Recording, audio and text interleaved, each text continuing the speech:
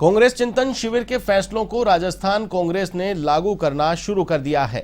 आपको बता दें कि एक व्यक्ति एक पद के फॉर्मूले और लगातार एक पद पर 5 साल से ज्यादा नहीं रहने के प्रावधान पर काम शुरू हो गया है। दोनों प्रावधानों के दायरे में आने वाले 11 से ज्यादा नेताओं ने इस्तीफे दे दिए हैं। वहीं 2 पद वाले 3 मंत्रियों, 2 बोर्ड निगमों के अध्यक्ष और उपाध्यक्ष ने संगठन के पदों से इस्तीफे दिए हैं। साथ ही संगठन के पदों पर रिपीट होने वाले 4 जिलाध्यक्षों और 2 पीसीसी सचिवों ने भी इस्तीफे दिए हैं। इधर राजस्व मंत्री रामलाल जाट, आपदा राहत मंत्री गोविंद मेघवाल और जल संसाधन मंत्री महेंद्रजीत सिंह मालविया ने प्रदेश कांग्रेस के उपाध्यक्ष पद से इस्तीफा दिया है।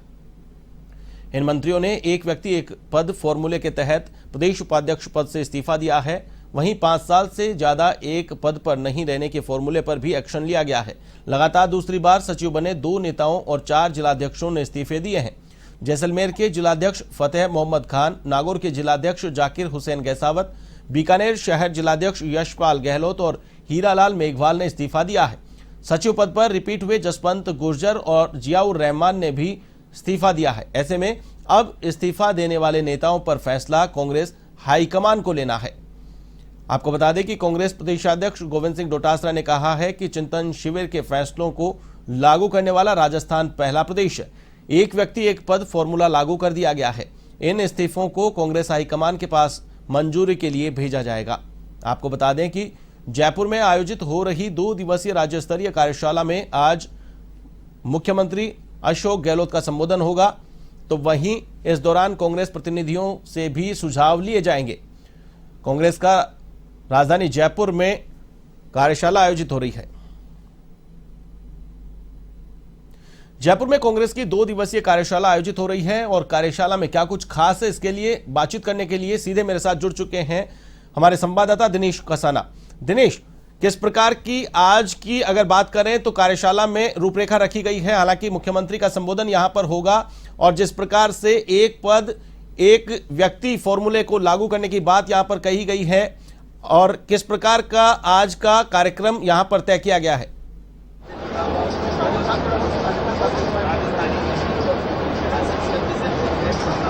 देखिए, उदयपुर में चिंतन शिविर कांग्रेस पार्टी की ओर से हुआ 3 दिन का, और उसमें जो उदयपुर डिक्लेरेशन निकला, जो निर्णय उसमें लिए गए, उनको लेकर 2 दिवसीय कार्यशाला जयपुर में आयोजित की गई है।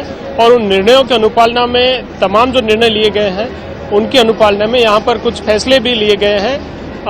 चाहे एक पद पर 5 वर्ष से अधिक तक संगठन में जो व्यक्ति बैठे हैं उनके इस्तीफे की बात हो, या फिर एक व्यक्ति एक पद की बात हो, या फिर 50% युवाओं को अंडर 50 संगठन में मौका देने की बात हो, तमाम जो निर्णय वहां पर लिए गए उनकी अनुपालना में कुछ फैसले यहां पर भी देखने को मिले। कल जब पीसीसी अध्यक्ष ने पहला दिन था कार्यशाला का और प्रेस कॉन्फ्रेंस के माध्यम से जानकारी दी कि 4 जिलाध्यक्ष जो 5 साल से अधिक समय से लगातार संगठन में थे उन्होंने अपने इस्तीफे भेजे। 3 कैबिनेट मंत्री जो पीसीसी के उपाध्यक्ष भी थे उन्होंने अपने इस्तीफे दिए हैं। इसके साथ ही पीसीसी के सचिव भी थे, कुछ ऐसे पदाधिकारी भी थे जिनको राजनीतिक नियुक्तियों में जगह मिली है, उन्होंने भी अपने इस्तीफे दिए। तो इस तरह से संगठन में जो निर्णय वहां पर लिए गए उनकी अनुपालना में ये तमाम फैसले लिए गए और उनके तहत ही यहाँ पर उनके इस्तीफे हुए हैं। देखिए, चिंतन यहाँ पर कार्यशाला में पूर्व पीसीसी अध्यक्ष हैं सचिन पायलट, वो भी पहुंच चुके हैं। एक बार दिखाना चाहूंगा, सचिन पायलट वो हैं यहाँ पर पहुंचे हैं होटल क्लार्क्स आमेर, और क्लार्क्स आमेर में आज इस कार्यशाला का दूसरा दिन है। दूसरे दिन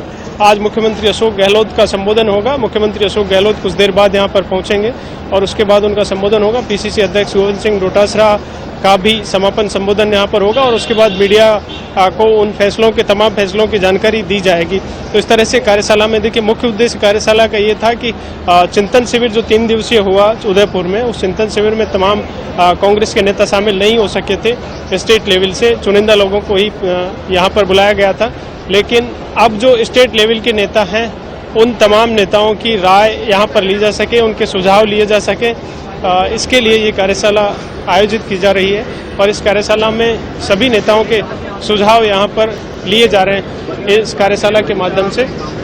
और इस कार्यशाला में तमाम जो पदाधिकारी हैं उन्होंने अपने सुझाव भी दिए, कल भी दिए। कल भी मोहन प्रकाश हैं, उनका संबोधन हुआ, एआईसीसी में पदाधिकारी थे। इसके अलावा प्रताप सिंह खाचरियावास का हुआ, मुकुल वासनिक और प्रमोद तिवारी जो राज्यसभा के उम्मीदवार हैं, कल उन्होंने भी संबोधित किया, सचिन पायलट ने भी संबोधित किया और भी बहुत सारे पदाधिकारियों ने संबोधित किया और अपने सुझाव भी यहाँ पर रखे किस तरह से युवाओं को मौका दिया जाए। देखिए, कल पीसीसी अध्यक्ष हैं, उन्होंने भी ये जानकारी दी कि 13 जो नए जिला अध्यक्ष बनाए गए थे, उन जिला अध्यक्षों को अपनी कार्यकारिणी के गठन में 50% युवाओं को अंडर 50 भागीदारी देने के लिए निर्देशित किया है। तो इस तरह से जो तमाम फैसले उदयपुर डिक्लेरेशन में लिए गए हैं, उनकी अनुपालना में यहाँ पर तमाम जो निर्णय कार्यशाला में लिए गए हैं उन पर चर्चा भी की जा रही है और उन निर्णयों की अनुपालना भी की जा रही है। बिल्कुल, यहाँ पर दिनेश एक अहम बात, राज्यसभा चुनाव होने हैं, राज्यसभा के प्रत्याशियों को भी यहाँ पर लाया गया है। आगे की जो व्यू रचना होगी, किस प्रकार की रणनीति, यहाँ से क्या सीधी बाड़ेबंदी की जा सकती है विधायकों की, यहाँ पर जिस प्रकार का चिंतन किया जा रहा है, चिंतन के बाद मंथन यहाँ पर हो रहा है, तो कहीं न कहीं राज्यसभा चुनाव को लेकर भी इस कार्यशाला में रणनीति बनाई जा सकती है।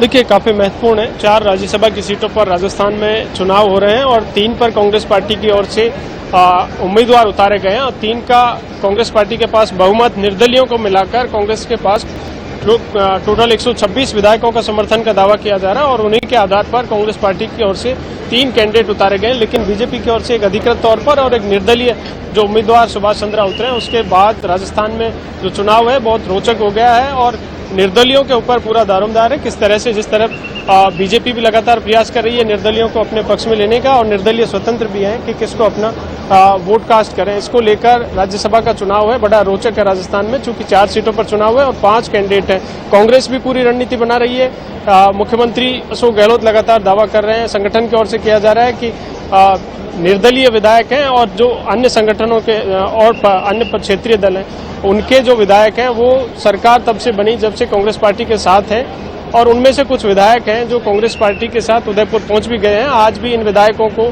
कांग्रेस के विधायकों को उदयपुर ले जाया जाएगा और वहां पर ही राज्यसभा मतदान तक यानी कि 10 जून तक वहां पर रखा जाएगा एक साथ। और एक ट्रेनिंग प्रोग्राम का बहाना इसको नाम दिया जा रहा है कि ट्रेनिंग इन विधायकों को दी जाएगी किस तरह से वोट कास्ट करना है। तो इस तरह से आज कार्यशाला के बाद तमाम जो विधायक हैं उन विधायकों को कांग्रेस पार्टी के और निर्दलीय हैं उनको यहां से कार्यशाला के बाद उदयपुर ले जाया जाएगा। सभी को दोपहर 2 बजे का समय दिया गया है। मुख्यमंत्री आवास पर उन विधायकों को अपने सामान के साथ बुलाया गया है और उदयपुर के लिए यहां से अभी तक की जो जानकारी मिल रही है कि बसों के द्वारा उदयपुर रवाना तमाम विधायक यहां से होंगे और उदयपुर में ही होटल ताज अरावली में जहां पर कांग्रेस का चिंतन शिविर हुआ, उसी होटल में कांग्रेस के इन तमाम विधायकों को वहां पर राज्यसभा मतदान तक वहां पर रखा जाएगा।